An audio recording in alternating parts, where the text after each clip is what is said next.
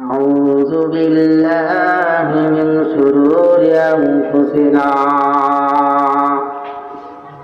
ومن سيئات أعمالنا من يهد الله فلا مضل له ومن يضلله فلا هادي له ونشهد أن لا إله إلا الله وحده لا شريك له أما بعد فقد قال الله تعالى في كلامه المجيد والفرقانه الحميد أعوذ بالله من الشيطان الرجيم بسم الله الرحمن الرحيم كل نفس ذائقة الموت وقال النبي صلى الله عليه وسلم أكثروا هذه لذات الموت ما كان محمد أبا أحد من رجالكم ولكن رسول الله وخاتم النبيين وكان الله بكل شيء عليما إن الله وملائكته يصلون على النبي يا أيها الذين آمنوا صلوا عليه وسلموا تسليما اللهم صل على سيدنا محمد وعلى آل سيدنا مولانا محمد زوره زوره পড়া দরুদ পাঠাও দরুদ মদিনায় মোদের দরুদ শুনেন নবীজি রওজা পাকে শুইয়া আল্লাহুম্মা সাইয়্যিদানা মাওলানা মুহাম্মদ ওয়া আলা আলি সাইয়্যিদিনা মাওলানা মুহাম্মদ আল্লাহুম্মা سيدنا مولانا محمد وعلى آل سيدنا مولانا محمد بلغ العلا بكماله كشف الدجى بجماله حسنة جميع خصاله صلوا عليه وآله مسلمان بنونغا مسلمان بنونغا मैं इस्लाम का बुलबाला करूँगा नहीं गुम के रास्ते में काठे बिछा जो अपने थे अब अभी हमसे खिंचे है बलगुल उलाबी कमालिही कशफत तुजा बिजमालिही हसनत जमीउ खिसालिही सल्लु अलैहि वालिही मेरे दोस्त सब खबर सू रहा है गैरू की चादू में गुम हो रहा है मगर मैं तो कुरान लेकर उठूंगा मैं इस्लाम का बुलवाला करूंगा बलगुल उलाबी कमालिही कशफत तुजा बिजमालिही हसनत जमीउ खिसालिही सल्लु अलैहि वालिही खुदा पर भरोसा है डर मुझको किया है नहीं गुम के दुश्मन ज़माना बना है मैं बुन बुन का रहमत उजाला करूँगा मैं इस्लाम का बुलवाला करूँगा बलगुल उला बिकमालिही कशफत तुजा बिजमालिही हसनत जमीउ खिसालिही सल्लु अलैहि वालिही सल्लिमू या कौम बल सल्लु अला सदरुल अमीन मुस्तफा मा जाइल्ला रहमतल लिल आलमीन अल्हम्दुलिल्लाह আল্লাহ তাআলার দরবারে লাখো কোটি শুকরিয়া যে মহান আল্লাহ তাআলা আপনাকে আমাকে ভালোবেসে মহাব্বত করে ইজ্জত করে এই মহামারীর সময়ও সুস্থতা দান করে আল্লাহ তাআলার এই রিয়াজুল জান্নাত জান্নাতের বাগিচায় আসার এবং বসার তৌফিক দান করেছেন এই জন্য শুকরিয়া জ্ঞাপন করে বলেন আলহামদুলিল্লাহ। উপস্থিত সম্মানিত সভাপতি সাহেব, উপস্থিত এখানে আমার মুরব্বিয়ানে কেরাম এবং ছোট ভাইয়েরা এবং পর্দার আড়ালের মা ও বোনেরা সকলকে আবারও সালাম জানাচ্ছি। আসসালামু আলাইকুম ওয়া রাহমাতুল্লাহি ওয়া বারাকাতুহু। শীতের দিন যত জোরে জোরে বলবো তত শরীর গরম হবে, কি করেন ওয়াজটা শুনতেও ভালো লাগবে। আর যদি আপনারা মরা ধরে থাকেন ঘুমাইয়া থাকেন, মরা বলতে ঘুম বুঝাইছি, আল্লাহুম্মা বিসমিকা আমুতু ওয়া আহিয়া, আমরা এই দোয়া করি না? আমুতু মানে কি? মৃত্যু, অর্থাৎ অর্ধ মৃত্যু হয়ে যায় মানুষ, এই কথা বোঝাচ্ছি মৃত্যু দ্বারা। আবার বললেন না হুজুর শরীরতে শুরু করে দিছে তারা, তাহলে আমাদের জাগরণ সৃষ্টি হবে। জোরে কথা বললে আমাদের যে ওয়াজ শোনার, আলোচনা শোনার, কোরআনের সাই দেওয়ার একটা উৎসাহ আছে, আগ্রহ আছে, সেটা প্রকাশ করবে। কি কর লড়াচড়া না হইলে, আওয়াজ না বাইর হলে মনে হবে যে সবাই ঘুমাইতেছি। তাহলে আল্লাহ পাক রব্বুল আলামিন এই স্থানটা কি কেমন ভাবে কবুল করছে? বলে এখানে যে সে আসতে পারবে না। আল্লাহ পাক রব্বুল আলামিন কোরআনে ঘোষণা করেন, হযরত নবী করিম সাল্লাল্লাহু আলাইহি ওয়াসাল্লাম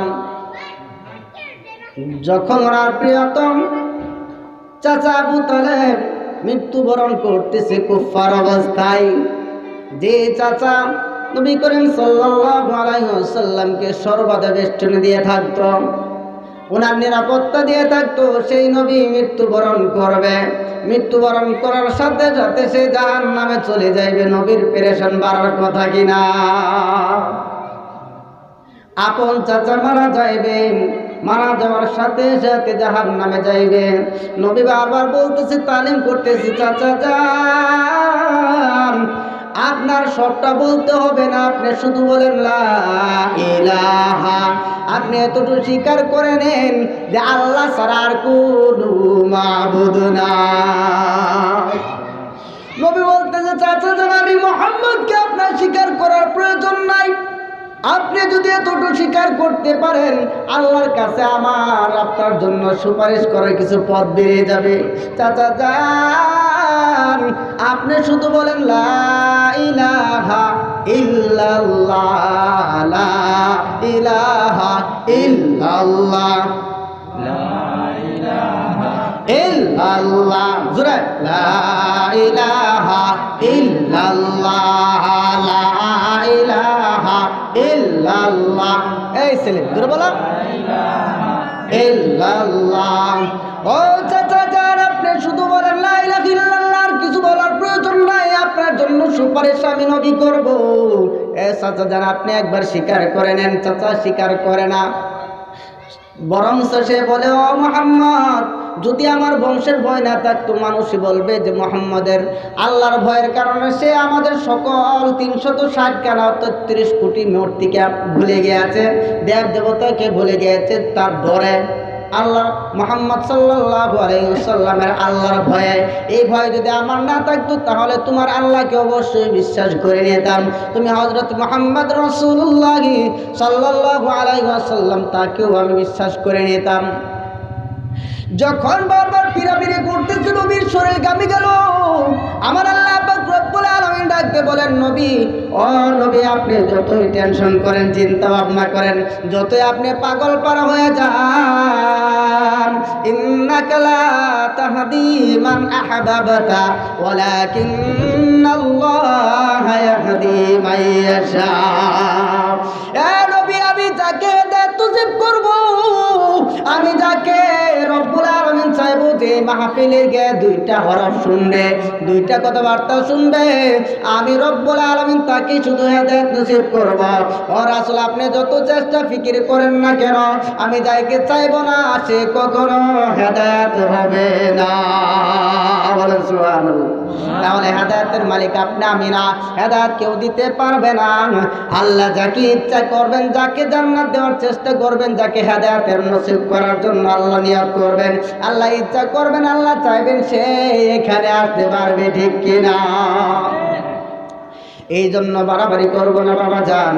আল্লাহ রাসূল আকরাম সাল্লাল্লাহু আলাইহি ওয়াসাল্লাম বলেন, মান ক্বারা হারফান মিন কিতাবিল্লাহি ফালাহু আশরু আমসালিহা। ও আমার উম্মতেরা রে, তোমাদের মধ্য থেকে কোনো ব্যক্তি যদি একটা কোরআনের হরফ পড়ে, আমার রব্বুল আলামিন তোমাকে 10টি নেকি দান করবেন। বলেন সুবহানাল্লাহ। একটা হরফ পড়ার সাথে সাথে আপনার 10টা নেকি হয়ে যাইবে। এমন কোন আপাত বান্দা আছে, অধম বান্দা আছে গো, যদি বলা হয় যদি বর্ষিলা কষ্ট দিয়া হাম উমর এরকম ভাবে ল্যাংরায়া ল্যাংরায়া ঘোরাইয়া ঘোরাইয়া যে কোনো ভাবে হোক সেইখানে যদি কোনো ব্যক্তি যাইতে পারে, সেই ব্যক্তি গেলেই সে 1 টাকা জমা দিবে, তাকে 10 টাকা প্রদান করা হবে। এমন কোন মুরব্বী আছে, এমন কোন ভাই আছে যে বর্ষিলে যাওয়ার চেষ্টা করবে না? আছেন? বরঞ্চ তা না, দেখা যাচ্ছে চেয়ারম্যান মেম্বাররা যখন রিলিফ দেওয়ার জন্য লিস্ট করে, বারবার ঘোষণা দেওয়া হয় যাদের লিস্ট নাই, যাদের লিস্টে নাম নাই, আপনারা কিন্তু মাহফিল, আপনারা কিন্তু অনুষ্ঠানে আসবেন না, রিলিফ নিতে আসবেন না। তারপরে দেখা যায় 1 কেজি 100 কেজি আটা নেওয়ার জন্য মানুষের এত ভিড় হয়, এত ভিড় হয়। দেওয়ার পরেও তারপরে চেয়ারম্যানের মেম্বারের পকেট থেকে দেওয়ার পরেও তারপরে মানুষ বাকি থাকে, ঠিক কিনা? আমরা হচ্ছে খাওয়ালের দল, খাওয়ান যেখানে আছে সেখানে আমরা আছি, আল্লাহর রাস্তার মধ্যে নাই। আল্লাহ পাক রব্বুল আলামিন বলে, বান্দা তুমি যদি আমার রাস্তায় আসো, আমি রব্বুল আলামিন তোমাদেরকে উত্তম রিজিকের ব্যবস্থা করব, উত্তম রিজিকের ব্যবস্থা করব। উলাইকা হুমুল মুমিনুনা হাক্কান লাহুম দারাজাতুন ইনদা রাব্বিহিম ওয়া রিজকুন কারীম। আমি তোমাদের সম্মানকে আমি রব্বুল আলামিন বৃদ্ধি করে দিব এবং তোমাদের উত্তম রিজিক দান করব। বলেন সুবহানাল্লাহ। তাহলে যারা সচেতন, যারা বুদ্ধিমান, তারা আজকে এই মাহফিলে আসবে। মাহফিল কে দিল, কি অবস্থা, কয়জন হইল দেখার বিষয় না, আমি গেলাম কিনা সেটাই দেখার বিষয়। এখনো যারা আমরা কানে আঙ্গুল দিয়ে বসে রয়েছে ঘরে, আল্লাহ তাআলার কাছে দোয়া করি আপনাকে হেদায়েত নসিব করুক, এবং যারা আসছে আমাদের ভাগ্যকে আল্লাহ তাআলা আরো খুলে দেখ। বলেন আমিন। আমি রব্বুল আলামিনের কোরআন থেকে একটা আয়াতের কিছু অংশ তেলাওয়াত করেছি। কুল্লু নাফসিন যায়িকাতুল মাউত। সমস্ত কিছু ভুলে গেলেও এই মৃত্যুকে কিন্তু ভুলতে পারি না। যখন গ্যাস থেকে চাপ মারে মনে হয় দমটা বের হয়ে গেল, যখন প্রেশার উঠে যায় মনে হয় আমার দমটা বের হয়ে গেল, আর বাঁচবো না, আছে না, হয়ে যায় এরকম ভাবে। তখন আল্লাহ আমাকে রক্ষা করুন, আল্লাহ আমাকে বাঁচান। মনে মনে নিয়ত করে যদি সুস্থ হয়ে জীবনে নামাজ কাজা করব না।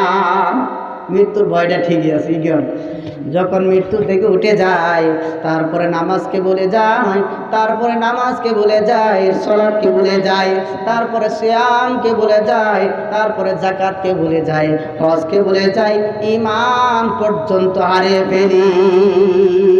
আল্লাহর কাছে প্রার্থনা করে আল্লাহ পাক রব্বুল আলামিনকে শুনাইলাম। আল্লাহ তাআলা বলল, তুই তো আবার এরকম ভাবে তুই তো নিঃস্ব, তুই তো তোর তো কোনো ক্ষমতা নেই, তুই নিষ্ক্রিয়, এই জন্য আমি তোকে সুস্থতা দান করলাম। যখন আমি সুস্থ হই তখন বলে আমি যদি ট্যাবলেট না খাইতাম তাহলে বাঁচতাম না। তখন আল্লাহকে বরং বলে যায়। এই জন্য আপনাকে আমাকে অবশ্যই আল্লাহ পাক রব্বুল আলামিনের কুল্লু নাফসিন যায়িকাতুল মাউত, আমি রব্বুল আলামিন যতগুলো মাখলুকাত সৃষ্টি করেছি পৃথিবীর বুকে, পৃথিবীর বাহিরে নিচে যাই থাকুক না কেন, আমি রব্বুল আলামিন সকল মাখলুকের মৃত্যু দান করব। বলেন সুবহানাল্লাহ। মাউতুকা আসিম কুল্লু নাসিন শারিবু কবর বাইতিন কুল্লু নাসিন দাখিলু। মাউতুকা আসিম কুল্লু নাসিন শারিবু কবর বাইতিন কুল্লু নাসিন দাখিলু। কবির ভাষায় বলেন, প্রত্যেকটা বস্তুকে, প্রত্যেকটা মাখলুককে তার মৃত্যুর স্বাদ গ্রহণ করতে হবে, পেয়ালাতে নিতেই হবে। সে আস্তিক হোক, নাস্তিক হোক, নামাজি হোক, বেনামাজি হোক, আমলদার হোক, বেআমলদার হোক, ইমানদার হোক, বেঈমান হোক, যাই হোক না কেন মৃত্যুর স্বাদটাকে গ্রহণ করতেই হবে। কবর বাইতিন কুল্লু নাসিন দাখিলু। তুমি যত অহংকার করো, বাহাদুরি করো, দৌড়াদৌড়ি করো, আমার রব্বুল আলামিন যে তোমার জন্য কবর নির্দিষ্ট করে রেখেছে, এই কবরের বাড়িতে তোমাকে প্রবেশ করতে হবে, ঠিক কি না? আলেম ওলামা আপনারা আমার শত্রু নয়, আলেম ওলামা আপনারা আমার শত্রু নয়। তাদের কাজ হচ্ছে কবরের কথা স্মরণ করিয়ে দেওয়া, হক বেহকের কথা স্মরণ করিয়ে দেওয়া, হালাল হারামকে বুঝিয়ে দেওয়া, জানিয়ে দেওয়া। আমল করার দায়িত্ব হচ্ছে আপনার, ঠিক কিনা? এক গরু রাখাল এরকম ভাবে রাখালে গরু চড়াইতো, চড়াবার জন্য গেছে চড়াই, একটা রুষ্টপিষ্ট গাভী ছিল। প্রতিদিন এরকম ভাবে দেখা যায় পাহাড়ের কাছে কিনারায় তারা এরকম গরু চড়ায়, রাখালে গরু রাখে। এখন একটা গরু চিন্তা করলো, ওই যে পাহাড়ের মধ্যে দেখা যায় কি সুন্দর গাছ, লমলমা গাছ, সবুজ শ্যামল গাছ, আমরা ওইগুলা থুয়ে আমার রাখাল, আমার যে মণিপুর রয়েছে, আমাদেরকে ওইখানে যাইতে দেয় না, আমাদেরকে ঠকাচ্ছে। কি করতেছে? আমাদেরকে ঠকাচ্ছে। কারণ এখানে এরকম ক্ষেতের মধ্যে ঘাস খাইতে খাইতে সব শেষ করে ফেলাইছি, এখন ঘাস বলতে কিছুই নাই, যা অঙ্কুর একটু একটু জ্বালায় ওইটাকে চাইটা চাইটা তুলতে হয়, কষ্ট হয়। তা করতে হবে কেন? ওই যে সবুজ শ্যামল গাছ রয়েছে, ওই ঘাস যদি আমরা গিয়ে খাই তাহলে আমাদের শক্তি আরো বেড়ে যাইত, শরীর বেড়ে যাইত। অথচ আমার রাখাল, আমার যে মলিক, যে দেখে শুনে রাখছে, সে আমাদেরকে দিতে দিচ্ছে না, আমার অধিকার হরণ করছে। কিন্তু রাখাল চিন্তা করতেছে, বাজান তুমি যদিও কম খাচ্ছ, কষ্ট করে খাচ্ছ, তা যদি তুমি খাইতে পারো তাহলে তোমার জীবন নিয়ে বেঁচে থাকতে পারবে, তুমি নাজাত পেয়ে যাবে, তোমার দীর্ঘায়ু হায়াত হয়ে যাইবে। আর তুমি যদি লমলমা ঘাস খাইতে যাও, এখানে হিংস্র প্রাণী রয়েছে, সাপ বিচ্ছু রয়েছে, বাঘ ভল্লুক রয়েছে, ওরা তোমাকে মিনিটের মধ্যে শেষ করে দিবে। অতএব গাবি ও সার তোমরা এখানে পারি জমায়ও না। যাবা তো দূরত্বের ওইখানে যাওয়ার জন্য নিয়ত পর্যন্ত করবে না, কারণ যাওয়ার সাথে সাথে তোমাকে এরকম ভাবে পাকড়াও করবে, পাকড়াও করে তোমার গাড়টাকে চিরে মটকে খেয়ে ফেলবে। অতএব তোমরা সেখানে যাইতে পারবে না। একদিন, 2 দিন, 3 দিন চলে যায়। রুষ্টপিষ্ট যে গাবি ছিল সে চিন্তা করলো আমার শক্তিও কম না, আমি যদি দৌড় দিই, গুতা দিই, ওই রাখাল আমাকে ফিরে রাখতে পারবে না। আমার যে অধিকার হরণ করছে, সেই অধিকার হরণ করার সুযোগ আমি দিব না। চালাক হয়ে গেছে। কি হয়ে গেছে? চালাক হয়ে গেছে। আর একদিন যখন মাঠে নিয়ে গেল, মাঠে যাওয়ার সাথে সাথে এমন একটা দৌড় দিল, রাখাল বাবু যে পিছন দিয়ে লাঠি দিয়ে ডাকে আর বলে, ও গাবি তুমি যাইও না, যাইও না, গেলে কিন্তু তোমার জীবন আর ফিরে পাবে না। গাবি নাচে আর দৌড়ে কইতেছে, তোমার কথার কান দিতেছি না, তোমার কথা আর আমি শুনতেছি না। ওই যে সবুজ শ্যামল গাছ দেখা যায়, কি সুন্দর গাছ, সুস্বাদু গাছ, ওই গাছ আমাকে খাইতে হবে, চাকতে হবে। রাখাল বেচারা পিছন দিয়ে দৌড়ে আর পারলো না, বলতেছে, যা এবার তোকে ছেড়ে দিলাম, তোর জন্য আমার জীবন দিতে পারবো না, তোর জন্য আমার জীবন দিতে পারবো না। গাভীটা যখন ওইখানে গেছে, যা দেখে আসলে আমি যা ধারণা করছিলাম, এখানে সুন্দর সুন্দর গাছ, বড় বড় গাছ, সবুজ শ্যামল গাছ, তরতাজা ঘাস, ওই ঘাস খায় আর বলতে থাকে, ওরে বোকার দল, ওরে নির্বোধের দল, তোরা যদি আমার মতো বুঝতে তাহলে আমার মতো সুস্বাদু খাবার খাইতে পারতি। তোরা আমার সাথে আসতে, তোরা ওইখানে মাটি চাবাইতে চাবাইতে মোর খাইতে থাক, তোদের শরীরটা চিকন হয়ে যাইবে, তোরা একসময় হাঁটতেও পারবে না। আর আমি দেখি সুন্দর খাবার খাইতেছি, কত সুস্বাদু, আমার স্বাস্থ্য আরো ভালো হয়ে যাবে। আমি তো আরো নিয়ত করতেছি ওই মাঠে আর যাব না, মাঠে আর যাব না। কিছুক্ষণ পর বাঘ বাবু টের পাইল একটা সুস্বাদু খাবার চলে আসছে। এখানে তো দেখা যায় একটা সুস্বাদু হৃষ্টপুষ্ট দেহের অধিকারী একটা গাভী চলে আসছে। বাঘ বাবু তুত পেতে বসে রইল, কখন ধরবে। কিন্তু গাভী তো মনে মনে খুশি, আল্লাহ পাইতেছে, খাইতেছে, তোরা কিন্তু ঠকে গিয়েছস, তোরা মাটি পড়ে রয়েছিস। রাখালের কথা শুনিয়া জেনে রাখবে, আমার মতো শক্তিশালী আর সুখী তোরা হইতে পারবে না। কিছুক্ষণ পরে যখন বাঘ বাবু ঠাস করে লাফ দিয়ে কামড় মেরে ধরলো, গাভী আর লড়তে পারলো না। তখন চিন্তা করে আর বলে, মালিক রে, ও রাখাল, তোমার কথা যদি আমি শুরুতে শুনতাম তাহলে আবার জীবন আজকে বেঁচে থাকতো। ওই তোর কথাটা শোনার কারণে আমার জীবনটাই চলে গেল। তুমি তো আমার ভালোর জন্যই ফিরে রেখেছিলে, বারবার মাঝে মাঝে বাড়ি মারতে, তুই দিকে যাস কে, আমার ভালোর জন্যই বিচার করেছিলে, ভালোর জন্য তুমি সুপরামর্শ দিছিলে। তোমার কথা না শোনার কারণে আজকে আমার জীবনটাই চলে গেল। ও বাবা জানো, মা জান, ও ভাই বোনেরা যারা আছেন, সকলকে বলতে চাই, আলেম উলামা বলে, তোমরা জাহান্নামের দিকে যাও না, জাহান্নামের দিকে যাও না, জাহান্নামের দিকে গেলে কিন্তু রক্ষা পাইবে না। আল্লাহ রাসূল বলে, জাহান্নামের এমন আগুন টকবগে আগুন গো, সেইখানে একটা শিখা আর একটা শিখানকে গিলতে থাকে, বলেন নাউযুবিল্লাহ। জাহান্নামের আগুনে তো কঠিন হয়ে যাবে। কাল কিয়ামতের ময়দানে, হাসরের দিনে যখন সকলে আনাফসি আনাফসি বলে চিৎকার করতে থাকবে গো, চিৎকার করতে থাকবে আনাফসি আনাফসি বলে, তখন আল্লাহ রাসূল আকরাম সাল্লাল্লাহু আলাইহি ওয়াসাল্লাম সেখানে থাকবে। সকল উম্মত সকল নবীর কাছে যাইবে, সকলেই বলে দেবে, আমার কোনো ক্ষমতা নাই, আল্লাহর কাছে সুপারিশ করার ক্ষমতা নাই। তোমরা চলে যাও ওইদিকে, যায় দেখো হযরত মুসা আলাইহিস সালাতু ওয়াস সালাম আছে। এরকম ভাবে উনি বলবেন নূহ আলাইহিস সালামের কাছে চলে যাও, তারপরে ঈসা আলাইহিস সালাতু ওয়াস সালামের কাছে যাও।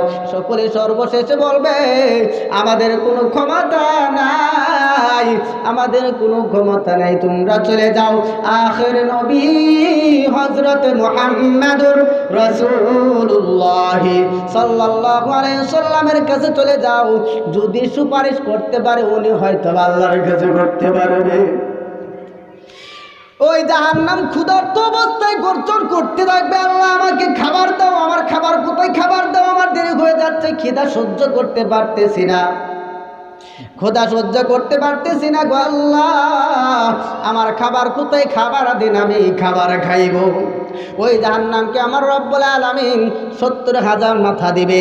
৭০,০০০ মাথার মধ্যে এক একটা মাথায় ৭০,০০০ করে মুখ গঠন করা হবে, এক একটা মুখের মধ্যে ৭০,০০০ করে দাঁত গঠন করা হবে, এক একটা দাঁতের মধ্যে ৭০,০০০ করে শিকল দিয়ে বেঁধে দেওয়া হবে, এক একটা শিকলের মধ্যে ৭০,০০০ করে ফেরেশতা টেনে এরকম ভাবে জাহান্নামকে ধরে রাখবে।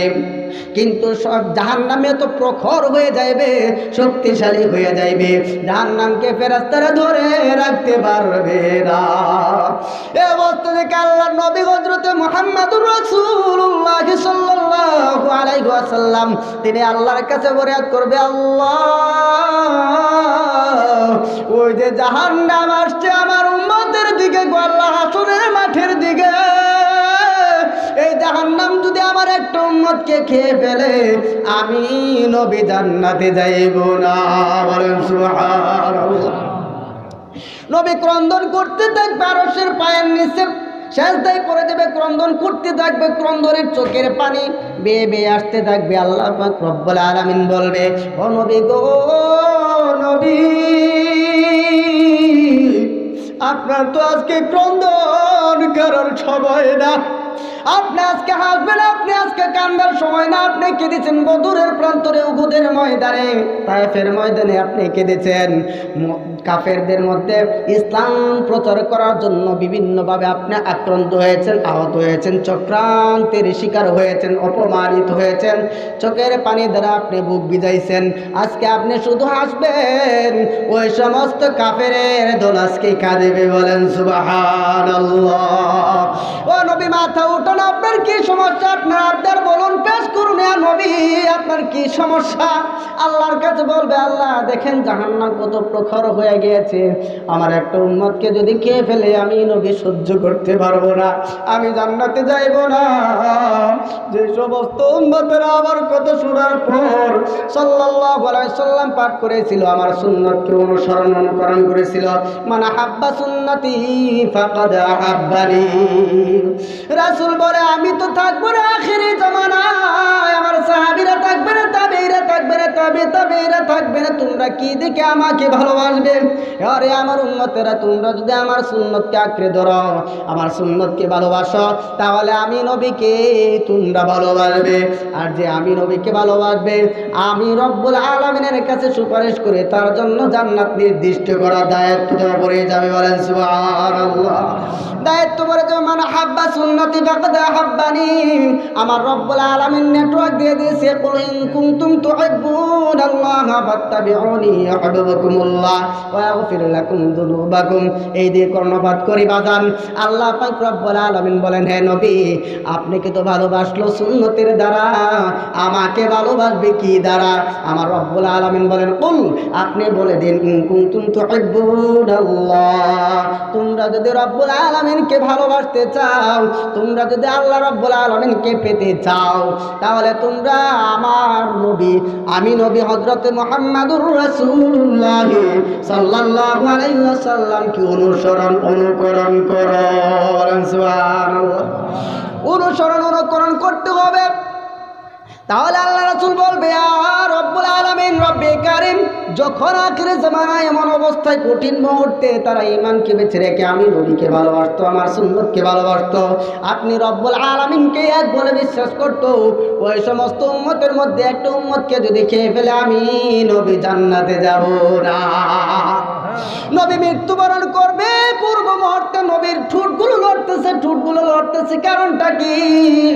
হযরত আয়েশা সিদ্দিকা রাদিয়াল্লাহু তাআলা এরকম ভাবে মাথা যখন কাছে নিছে তখন বলে সালাত আসসালাত ইয়া উম্মতি বলেন সুবহানাল্লাহ। মৃত্যুবরণ করবে, মৃত্যুর সময় কঠিন অবস্থা, ওই সময় নবী বলে নাই হাসরের ময়দানে যখন এই অবস্থা হয়ে যাবে, ভয়াবহ অবস্থা, তখন আমার নবী বলবেন আল্লাহ আমার একটা উম্মত যেন না খাইতে পারে, বলেন সুবহানাল্লাহ।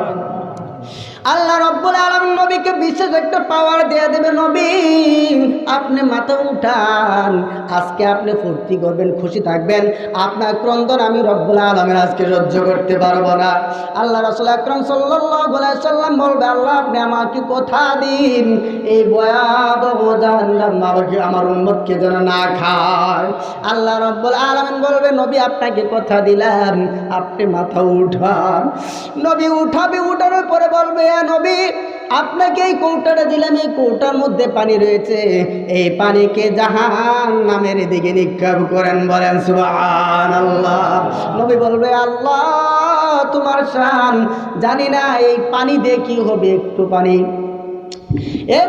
দিয়ে আমার কি হবে? আল্লাহ পাক রব্বুল আলামিন বলেন এটা কিন্তু যে সেই পানি না নবী, এই পানি হচ্ছে আপনার উম্মতরা যখন জাহান্নামের কথা শুনতো, যখন জাহান্নামের ওয়াজ শুনতো, জাহান্নামের কথাবার্তা শুনতো, আপনার কথা মনে হইতো, আপনার প্রভুর কথা মনে হইতো, তখন তারা চোখের পানিগুলো ফেলিত। আমি রব্বুল আলামিন রহমান, আমি রব্বুল আলামিন রহমান, যে আল্লাহকে বলা হয়েছে মোস্ট গ্রেসিয়াস, মোস্ট মার্সিফুল, আল্লাহ পাক রব্বুল আলামিন হচ্ছেন পরম করুণাময় আল্লাহ। আর রহমান নামের উসিলায় সমস্ত কাফের বেঈমান নাস্তিক আস্তিক যত কিছু ছিল, কম দামি না দামি নামাজি বেনামাজি সকলকে আমি খাওয়াইছিলাম রহমান নামের উসিলা করে। আমি রব্বুল আলামিন হচ্ছে সেই রহমান নবী। আপনার উম্মতের চোখের পানিগুলো আমি ফেলে দেইনি, বৃথা যাইতে দেইনি। আমি ফেরেশতাদেরকে হুকুম করেছিলাম এ ফেরেশতারা এই পানিগুলো তোমরা কুদরতি ভাবে সংগ্রহ করে নাও। আমি সংগ্রহ করে রাখছিলাম যে জাহান্নামকে আপনার উম্মতরা ভয় করেছিল নবী, আজকে ওই পানি দেখিয়া জাহান্নাম ভয় করবে, বলেন সুবহানাল্লাহ। জাহান্নাম ভয় করবে, আল্লাহ পাক রব্বুল আলামিন বলে দিবেন নবী করিম সাল্লাল্লাহু আলাইহি ওয়াসাল্লাম যখন ওই পানি জাহান্নামের দিকে নিক্ষেপ করবে, সাথে সাথে জাহান্নাম পিছন দিকে দৌড়াবে, বলেন সুবহানাল্লাহ। তাহলে আল্লাহ পাক রব্বুল আলামিনের রাসূল সেখানে আপনাকে আমাকে বলবে না, আল্লাহ পাক রব্বুল আলামিনের রাসূল আপনাকে আমাকে দুনিয়াতেও বলে নাই। তাহলে যে কথা বলতেছিলাম, আমরা চাই ওই কঠিন জাহান্নাম থেকে আপনাকে আমাকে সতর্ক করার জন্য। যদি মনে কোনো রাস্তার পাশ দিয়ে হেঁটে যাচ্ছেন, একটা ছোট বাচ্চা পানির কাছে খেলাধুলা করতেছে, এখানে কেউ নাই, সে কিন্তু বুঝতেছেন সে আগুন দেখে, ছোট ছোট বাচ্চারা আগুন এবং পানি দেখে আরো দৌড়ে আসা, তারা খেলা করতে ভালোবাসে। এই জন্য যা এমন কোন বিবেকবান ব্যক্তি আছেন কি যে ওই ছোট বাচ্চাটাকে ওইখানে দেখিয়ে আপনি একলা ফেলে আসবেন? আছেন? কেউ নাই। যদি বুদ্ধি থাকে, জ্ঞান থাকে, পাগল না হয়, ছাগল না হয়, তাহলে বলবে ও বাচ্চা তুমি তো বুঝো না, ওইখানে যাবে না, তোমার মৃত্যু হয়ে যাইবে, তুমি জলিয়া সারখার হয়ে যাইবে, পানিতে তুমি ভেসে চলে যাইবে, নদী তোমাকে শেষ করে দেবে, তুমি চলে আসো। ওই বাচ্চাটার ভালো জন্য ওই মুরব্বী যখন চেষ্টা করবে, ওই বাচ্চাটাকে লাথি মারবে, কিল মারবে। কারণ হইল কি, সে তো দেখতেছে ভালো জিনিস, আমি খেলাধুলা করবো, চকচক করতেছে চোখের মধ্যে, কিন্তু মুরব্বী বলবে বাচ্চা তুমি ছোট শিশু, তুমি বুঝো না, ওইখানে তোমার জন্য খেলার জায়গা না, শান্তির জায়গা না, তুমি ওইখানে গেলেই তুমি শেষ হয়ে যাইবে। তারপরে যে কুটান দিয়ে আপনি কুলে নিলেন, কুলে নেওয়ার পরে আবার কামড়ানো শুরু করবে। তার সর্বোচ্চ চেষ্টা হচ্ছে কিলঘুষির পরে, চিমড়ানোর পরে তারপরে সে কামড় দেওয়ার চেষ্টা করবে। সে যতটুকু চেষ্টার কারণ ততটুকু চেষ্টা করবে, চতুর্মুখী চেষ্টা। এবার সে কামড় দিবে, মুখ দিয়ে হাত দিয়ে চিমড়াইয়া ধরবে, পা দিয়ে লাথিতে থাকবে, আমাকে ছেড়ে দাও, আমি যেখানে যাচ্ছি তো শান্তির দিকে যাচ্ছি, দেখি না। কিন্তু ওই বেচারা কিল খাওয়ার পরেও, কামড় খাওয়ার পরেও, আত্মীয় না হওয়ার পরেও চিন্তা করবো ওই শিশুটাকে তো আমি মৃত্যুর দিকে ঠেলে দিতে পারি না। ও বাজানরা আলেমুল আমা কেন আপনার কাছে বারবার ফিরে আসে আর আপনাকে বলে ওইদিকে যাও না, জাহান্নাম জাহান্নাম, ওইদিকে যাও না? কারণ আমি তো কোরআন তেলাওয়াতি ঠিক মতনে পারি না, অনেকেই কোরআন তেলাওয়াতি পারি না, আবার ডায়লগ মারি, কোরআন হাদিস আমরা কম জানি। কি কর? কোরআন হাদিস কম জানি বলে নেতা হওয়া যায়, আলেম হওয়া যায় না। বলে তোমার ক্ষমতা জোর করে নেওয়া যায়। আরে কিসের বাহাদুরি? একটা বাঘ দেখলো তো আমরা 500 জন লোক থাকলে তারপরও আতঙ্কে থাকি, না জানি কামড় মারে, যাকে ধরবে তাকে শেষ করে ফেলবে, রক্ত পান করে ফেলবে, সাবধানে থাকতে হয়। কি কর? আর যদি একা থেকে তাহলে 300 জন শেষ, ওই একটা করে শেষ। কি কর? যদি বাঘে কেউ আমরা ভয় পাই, বাঘকে ভয়কে শ্রদ্ধা করে, হ্যাঁ শ্রদ্ধা করে নাকি? শ্রদ্ধা করে না, আমার জীবনের ভয়। কারণ তুমি হচ্ছে হিংস্র প্রাণী, সাপ দেখেও আমরা ভয় পাই, হিংস্র প্রাণী। তাহলে আমি নেতা হয়েছি, বড় হয়েছি, আমার টাকা পয়সা আছে, এই জন্য মানুষ ভয় পাইল। তুমি এই কথা চিন্তা করো না যে তোমার সম্মান বেড়ে গিয়েছে। আল্লাহ তাআলা রব্বুল আলামিন যাকে সম্মান দেওয়ার ইচ্ছা তাকে সম্মান দেয়। ওয়া তুইজ্জু মান তাশা ওয়া তুযিল্লু মান তাশা বিয়াদিকাল খায়র ইন্নাকা আলা কুল্লি শাইইন কাদির। আমার রব্বুল আলামিন বলেন, আমি যাকে ইচ্ছা করে, যাকে সম্মান দান করার ইচ্ছা করে তাকে সম্মান দান করি, যাকে বেইজ্জতি করতে চাই আমি তাকে বেইজ্জতি করি। ঠিক কিনা? আল্লাহ যখন বেইজ্জতি করে তখন জুতার পিঠা খাওয়ায়া করে। কি করেন? কিছুদিন আগে দেখলেন এক মাহফিলে এক আলেম বেটারে ইচ্ছা মতন গালাগালি, কি করেন, তারপরে চাপা ঘুরাই দেবো। আমার রব্বুল আলামিন সাথে সাথে বিচার করলো, যত পাবলিক আসছিল সাথে সাথে জুতা ঢেলানি শুরু করছে, নেতা শেষ। মিস্টার বুশ আসলো, ক্ষমতায় আসলো, আবার চিন্তা করলো মুসলিম নিধন করতে হবে, মুসলিম নিধন করতে হবে। বলে মুসলিমদের উপর আক্রমণ কেন? এটা আমরা অনেক সময় চিন্তা করি। ও বাঁচান, আপনি যদি কলার ফুল অনেকগুলো এখানে ফেলে রাখলেন, চুর কোনোদিন আসবে নেওয়ার জন্য? বলে যদি সোনা পড়ে থাকে একটু, ওইটাকে কিভাবে চুরি করা যায়, কিভাবে নাশ করা যায়, নেওয়া যায়, হাতে নেওয়া যায়, সেই চিন্তা দেখবেন চুরের যত গোষ্ঠী আছে লিডার সহকারে ওই দিক দিয়ে খালি ঘোরাফেরা করবে। কি খন? যেটা মূল্যবান সেখানে চোর থাকবে, যেটা দামি সেটার দিকে আক্রমণ আসবে, এটাই স্বাভাবিক। ওরা চিন্তা করলো 50 সালের মধ্যে মুসলিমদের হাতে ক্ষমতা যাইবে, অতএব যতদিন ক্ষমতা আছে, যতদিন বেঁচে আছি, ক্ষমতায় আছি, ততদিন চেষ্টা করো মুসলিম নিধন যতটুকু পারো। কি কন? মুসলিম নিধন যতটুকু পারো। তারপরে তাদের পরিসংখ্যানের শেষ নাই, বারবার চেষ্টা করতেছে খালি মুসলিম মারে, এত মুসলিম মারি, এত জন্ম পদ্ধতি দেই, এইগুলা কোথায় যা? কি কন? ইউনিসেফ থেকে, বিভিন্ন হিউম্যান রাইটস থেকে, বিভিন্ন সংস্থা থেকে খালি জন্ম পদ্ধতি কোথায় দাও? মুসলিম রাষ্ট্রগুলার দাও। আর তাদের মধ্যে ঘোষণা করে যদি কোনো ব্যক্তি 2টা সন্তান হয় সাথে সাথে 2 লাখ টাকা পুরস্কার। কি কন? ভারতে ঘোষণা দেয়, যুক্তরাষ্ট্রে ঘোষণা দেয়।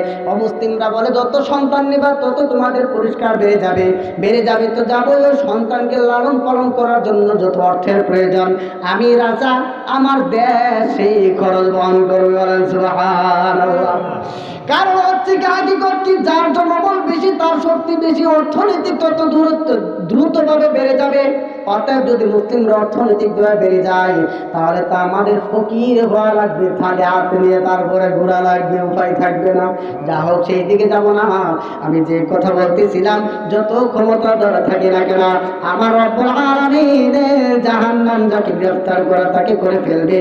তাহলে আপনাকে আমাকে আল্লাহ পাক রব্বুল আলামিন সৃষ্টি করেছেন, সৃষ্টি করার পরে একটা ঘোষণাই দিয়েছে, সাবধান, কুল্লু নাফসিন যায়িকাতুল মাউত। তুমি যত বড় ক্ষমতাদার হও, যত বড় ঘুষ হও, আমি যখন যেতে দেবো তোমাকে কিন্তু জুতার বাড়ি খাওয়াবো।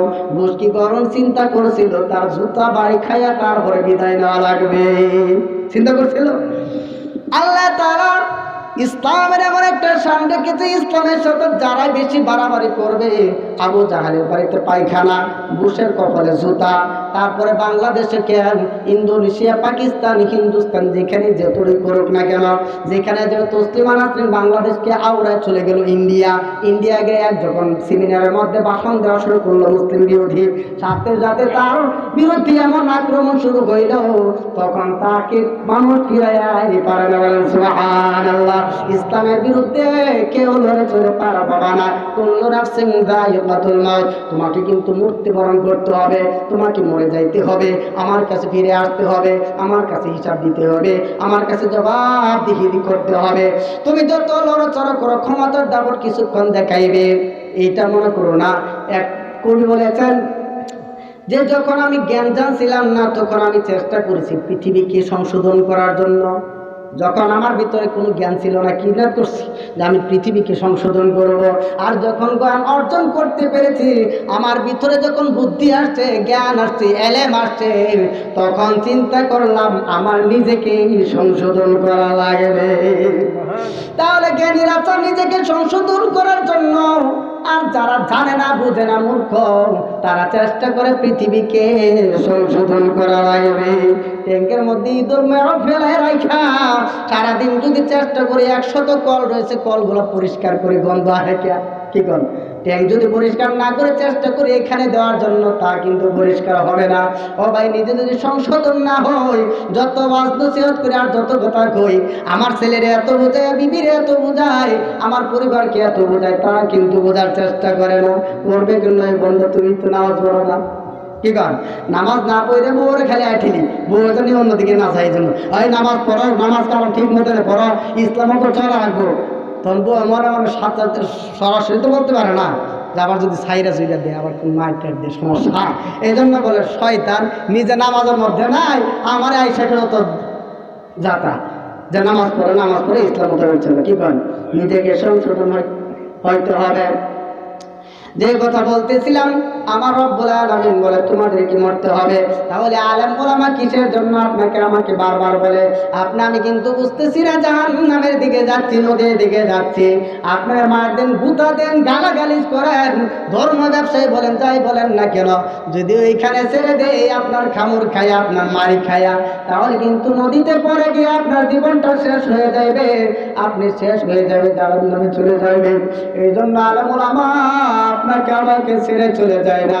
আলেম ওলামা বুঝতেছে, জানতেছে যে এই মানুষটাকে যদি ছেড়ে দেয় তাহলে তো নাস্তিকরা বিজয় হয়ে যাবে, তারা খুশিতে বাগবাগ করবে। কি করবে? তারা বাগবাগ করবে, আর ওই মানুষগুলো জাহান্নামে চলে যাবে। এই জন্য আলেম ওলামা মায়ের গুতা যাই দেন না কেন, আপনাদের পাশে আছে। কি কর? আল্লাহু আকবার। বলে আলেম ওলামা কিছুই বুঝে না, যে আলিফ বাতে পড়বে না, আমরা কম জানি মাসলা মাসলায়। কি করেন? হয় না? আল্লাহু আকবার। আল্লাহ তাআলা হেফাজত করুন, বলেন আমিন।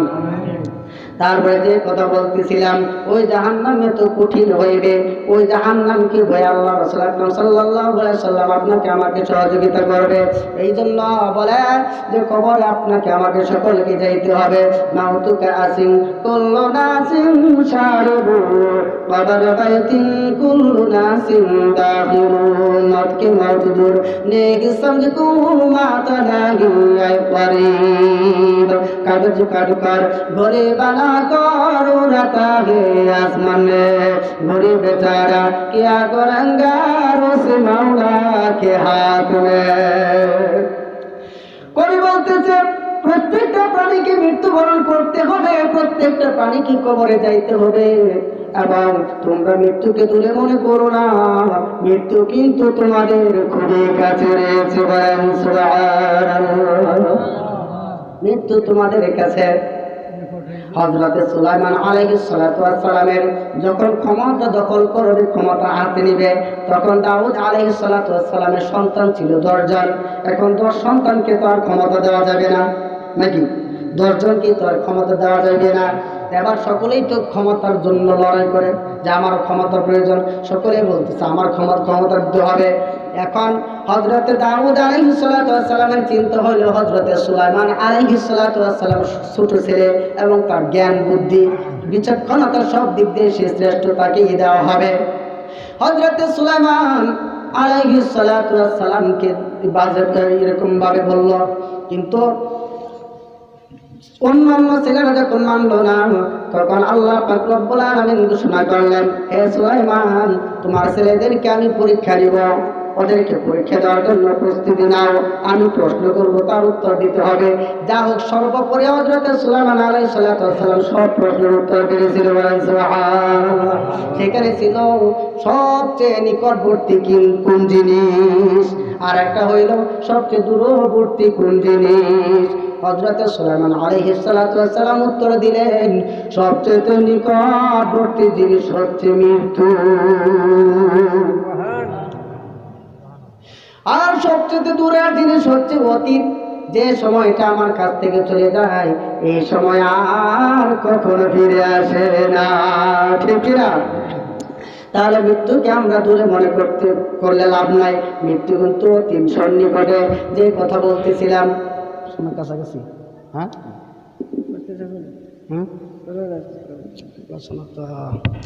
যারা যে কথা বলতেছিলাম, হযরত নবী করিম সাল্লাল্লাহু আলাইহি সাল্লাম বলেন, তোমাদেরকে কি একটি উদাহরণ শোনাবো? সাহাবায়ে কেরাম রাদিয়াল্লাহু তাআলা নূর বললেন, ইয়া রাসূলুল্লাহ, ইয়া হাবিবাল্লাহ, আপনি বলেন। নবী করিম সাল্লাল্লাহু আলাইহি সাল্লাম বললেন, এক ব্যক্তির তিনজন ভাই ছিল। কি ছিল? তিনজন ভাই ছিল। নবী করিম সাল্লাল্লাহু আলাইহি সাল্লাম বললেন, একজন বড় ভাই, দ্বিতীয়জন মেঝো ভাই, তৃতীয়জন ছোট ভাই। নবী করিম সাল্লাল্লাহু আলাইহি সাল্লাম বললেন, ওই ব্যক্তিটার যখন মহাবিপদ চলে আসলো, আর মহাবিপদ হচ্ছে মৃত্যুর সময়, কি করেন? মৃত্যুর সময়টা কিন্তু সবচেয়ে কঠিন সময়। ওই মৃত্যুর সময় যখন চলে আসলো, বড় ভাইকে বলল, বড় ভাই, আপনি কি আমাকে সহযোগিতা করতে পারবেন, সাহায্য করতে পারবেন? আমি তো এখন খুব বিপদে পড়ে গেছি বড় ভাই। যত আপদ বিপদ হয়, ভাই ভাইয়ের পাশে থাকে, তখন ভাইয়ের কাছে আবদার করে, ঠিক কিনা? ভাই, আপনি কি সহযোগিতা করতে পারবেন? মৃত্যুর সময় হয়ে গেছে, আমাকে সাহায্য করুন। বড় ভাই বলে, আমার কাছে আশা করলে লাভ নাই, আমার তোমাকে সহযোগিতা করার কোনো ক্ষমতা নাই, তো আমি এতটুকু করতে পারি, তোমার যখন মৃত্যু হবে, তখন আমি তোমার পাশে বসে থাকতে পারি, এর চেয়ে বেশি করতে পারবো না। তখন ওই ব্যক্তি ক্রন্দন করে আর বলে, বড় ভাই, আপনার পাশে ছিলাম, আপনার দ্বারের কাছে ছিলাম, আপনাকে সার্বিকভাবে সহযোগিতা করেছিলাম, আপনাকে এমন কোন সেক্টর নাই যেখানে আপনাকে আমি বেষ্টনে দিয়ে না রয়েছি। যখন ময়দানে যাওয়ার প্রয়োজন ময়দানে গিয়েছি, লাঠি লওয়ার প্রয়োজন লাঠি নিয়েছি, টাকার প্রয়োজন টাকা জোগাড় করে দিয়েছি, রাত নাই দুপুর নাই দিন নাই, আমি সর্বদা আপনার কথা মেনেছি, আপনাকে সম্মান করেছি, ইজ্জত করেছি। বড় ভাই, আজকে আমার বিপদ, আপনি আজকে আমাকে ভুলে গেলেন। বড় ভাই বলে, আমার যত কিছু বলো না কেন, যত ওয়াজ করো, নসিহত করো, যত উপকার করে থাকো, যত সাহায্য করে থাকো রে ছোট ভাই, আজকে আমার আর কোনো ক্ষমতা নাই, তোমাকে আর কোনো সাহায্য করতে পারবো না। আমি এতটুকু পারবো, তোমার মৃত্যুর সময় পাশে বসে থাকবো। এবার নিরুপায় হয়ে ছোট মেজো ভাইকে বললো, মেজো ভাই, বড় ভাইয়ের কাছে কোনো কিছু পাইলাম না, আপনি কি আমাকে সাহায্য করতে পারবেন? আমাকে একটু সহযোগিতা করবেন, আমি তো বিরাট বিপদে রয়েছি, আমার আর কোনো মানুষ নাই, আমার কোনো সাথী নেই, বাতি নাই, সম্পদ নেই, কোনো কিছুই নাই, আমি নিঃস্ব হয়ে গেছি, এখন আমি একা মৃত্যুর জন্য প্রহর গুনছি। মেজো ভাই বলে, ভাইজান, আমার তোমাকে সাহায্য সহযোগিতা করার মতন ক্ষমতা আমার নাই, আমি তোমাকে সাহায্য সহযোগিতা করতে পারবো না, আমার সেই ক্ষমতা নাই। বড় যে এতটুকু করতে পারবো, তোমাকে তুমি মৃত্যুবরণ করার পর কাফন দাফন করে কবরস্থ করতে পারবো। বলেন সুবহানাল্লাহ। কবরস্থ করতে পারবো, এই ক্ষমতা আমার রয়েছে, আর বাইরে যাইতে পারবো না। ওই ব্যক্তি ক্রন্দন করে চোখের পানি ফেলাতে বলে, ভাই, তোমাকে কত সম্মান করেছি, ইজ্জত করেছি, একসাথে রয়েছি, সদা সর্বদা তোমার কথা মেনেছি, তোমাকে ইজ্জত করেছি, তোমার জন্য প্রয়োজনে জীবনটাকে বাজিয়ে রেখেছি। ও ভাই, আজকে আবার বিপদের সভাপতি করু কাজে আসলো না। বড় ভাই বলবে, তুমি যত কথা বলো না কেন, তোমাকে সাহায্য সহযোগিতা করার মতন ক্ষমতা আমার নাই। তুমি যত ইজ্জত করে থাকো, সম্মান দিয়ে থাকো, যত আমাকে এরকম ভাবে সহযোগিতা করো, তোমাকে সহযোগিতা করতে পারবো না। এবার ছোট ভাইকে বললো, ছোট ভাই তোমাকে আমি কত বেইজ্জতি করছি, অসম্মানী করছি, তোমাকে কখনো আমি হিসাবে ধরি নাই, গণার মধ্যে নেই নাই তোমাকে। তুমি যে আমার ভাই সেটা মালুম পর্যন্ত করি নাই। ও ছোট ভাই, আজকে সব কিছু পেরে তোমার কাছে আসলাম, আজকে আর লজ্জা পাইলাম না, তোমাকে সম্মান করলাম। কি কর, যখন বিপদে পড়েছেন তখন ওই বন্ধুর কথা মনে হয়, এর আগে মনে হয় না। ছোট ভাই তোমাকে অনেক অসম্মানী করেছি, তোমাকে অনেক গালিগালাজ করেছি, অবহেলা করেছি, দূরে ঠেলে দিয়েছি, তোমাকে গণ্যমান্য হিসাবে হিসাব করি নাই, বাবার সন্তান সেটাও পর্যন্ত ভাবি নাই। ও ছোট ভাই, তুমি কি আমাকে সাহায্য সহযোগিতা করতে পারবে? আমি খুব বিপদে রয়েছি। ছোট ভাই বলবে, ও ভাই আপনার পেরেশান হওয়ার প্রয়োজন নাই, আপনার টেনশন করার কোনো প্রয়োজন নাই, আপনার চিন্তার কোনো প্রয়োজন নাই, আপনাকে আমি সাহায্য সহযোগিতা করবো। বলেন সুবহানাল্লাহ। আপনাকে আমি সার্বিকভাবে সাহায্য করব, যতটুকু প্রয়োজন আমার শরীরে রক্ত থাকতে আপনাকে কোনো কষ্ট হইতে দিব না, যত জায়জামালা আছে সব কিছুর দায়িত্ব নিব। ও বড় ভাই, আপনাকে আমি মৃত্যুর সময় সাহায্য করব, আপনাকে কবরেও সাহায্য করব, হাসারও সাহায্য করব, সওয়াল জবাবেও সাহায্য করব, ফুলসিরাতে সাহায্য করব, আপনাকে জান্নাত পর্যন্ত নিয়ে তারপরে আমি ফিরে আসবো। বলেন সুবহানাল্লাহ। ও সাহাবীরা রে, আমি সংক্ষিপ্ত করতে যাচ্ছি। ও সাহাবীরা রে, তোমরা কি বুঝতে পেরেছো ভাইগুলা কারা? বলতেছে, ইয়া রাসূলুল্লাহ, ইয়া হাবিবাল্লাহ, আল্লাহু আলামু, আল্লাহ জানে এবং আল্লাহ রাসূল জানে, আমি জানি না আর আমরা জানি না। আল্লাহ রাসূল আকরাম সাল্লাল্লাহু আলাইহি ওয়াসাল্লাম বললেন, হে সাহাবীরা রে, যে বড় ভাই, সে বড় ভাই হচ্ছে তোমার আমার সম্পদ। এই সম্পদটা আপনারা আমার মৃত্যুর সময় কোনো কাজে লাগবে না। এই সম্পদকে অর্জন করতে গিয়ে হারাম অর্জন করেছি, হালাল অর্জন করেছি, সুদ খেয়েছি, ঘুষ খেয়েছি, মারামারি কাটাকাটি যা প্রয়োজন সব করেছি, যত মিথ্যা কথা বলা সব করেছি। সম্পদ অর্জন করতে গিয়া মানুষের ক্ষেতের লাইল কেটে ফেলেছি, মানুষকে পর্যন্ত গালিগালাজ করেছি, মানুষের ফসল কেটে নিয়ে আসছি, কত ধরনের কত ফন্দি বের করে যে আমি অর্জন করেছি। এই সম্পদ বলবে আমার কোনো ক্ষমতা নাই, বড় জোর আপনার মৃত্যু পর্যন্ত আমার ক্ষমতা। ওই সম্পদ অপেক্ষায় বসে থাকে, আপনি মৃত্যুবরণ করবেন, সাথে সাথে আমি হয়ে যাবো অন্যজনের। ঠিক কিনা? এবার চিন্তা করবেন, সন্তান ওইরকম ভাবে ফেরেশতারা বলে, মা কদ্দামা, তুমি পরকালের জন্য কি রেখেছ, তুমি কবরের জন্য কি নিয়ে আসতেছ, এই চিন্তা করতে থাকবে। আপনার আমার সন্তান চিন্তা করবে, মা আখির, আমাদের জন্য মা বাবা কি রেখে যাচ্ছে, আমার আব্বা কতটুকু সম্পদ রেখে যাচ্ছে, আমার বাবা কতটুকু ব্যালেন্স রেখে যাচ্ছে, আমার বাবা বাড়িঘর কতটুকু করে যাচ্ছে। ঠিক কিনা? এই চিন্তা করতে থাকবে। এবার ওই সন্তানগুলো, ওইগুলো আপনার আমার জন্য যদি আদর্শবান সন্তান হয়ে থাকে তাহলে দোয়া করবে, সে দোয়া পুষবে। সংক্ষিপ্ত করতেছে, অনেক লম্বা ঘটনা। যে কথা বলতেছিলাম, দ্বিতীয় ভাই মেজো ভাইকে বলবে, ও ভাই, মেজো ভাই কি তুমি কি জানো? বলে না, ইয়া রাসূলুল্লাহ, ইয়া হাবিবাল্লাহ, আল্লাহ এবং আল্লাহর রাসূল তা ভালো জানেন। বলবো যে ওইগুলো হচ্ছে তোমার আমার সন্তান সন্ততি। বলেন সুবহানাল্লাহ। ওরা বলবে, বাবা আপনি আজকে মৃত্যুবরণ করবেন, ইন্তেকাল করবেন, আমাদের ক্ষমতা হইল বড় জোর, আপনাকে দাফন কাফন করিয়া কবরস্থ করার ছাড়ার কোনো ক্ষমতা নাই। ওই ব্যক্তিরা আফসোস করে বলতে থাকবে, হায়রে সন্তান, হায়রে বিবি বাচ্চা, তোমাদের জন্য কত কি করলাম। আলোচনার সময় নাই, সংক্ষিপ্ত। তারপরে ছোট ভাই কি জানি বলবে যে, ইয়া রাসূলুল্লাহ, ইয়া হাবিবাল্লাহ, আল্লাহ এবং আল্লাহ রাসূল ভালো জানে, আমরা জানি না। আল্লাহ রাসূল বলবে, এগুলো হচ্ছে নেক আমল। বলেন সুবহানাল্লাহ। এই ছোট ভাইকে তোমরা কত অগ্রাহ্য করেছো, নামাজ পড়ো নাই, হাই হাই কামাই করতে সময় নষ্ট হয়ে যাইবে, কাজ চলে যাইবে, আমার গ্রাহক চলে যাইবে, ঠিক কিনা? তুমি নামাজ আদায় করো নাই, রোজা রাখো নাই, শরীরটা নষ্ট হয়ে যাইবে, সম্পদ অর্জনে কষ্ট হয়ে যাইবে। রমজান মাসে রোজা রাখে আমি কাজ কাম করতে পারি না। ওই ছোট ভাইকে তুমি কত অগ্রাহ্য করছো, মাহফিলে যাইবে, মাহফিলে গিয়ে কথাবার্তা শুনবে, সেটা ভালো লাগে নাই।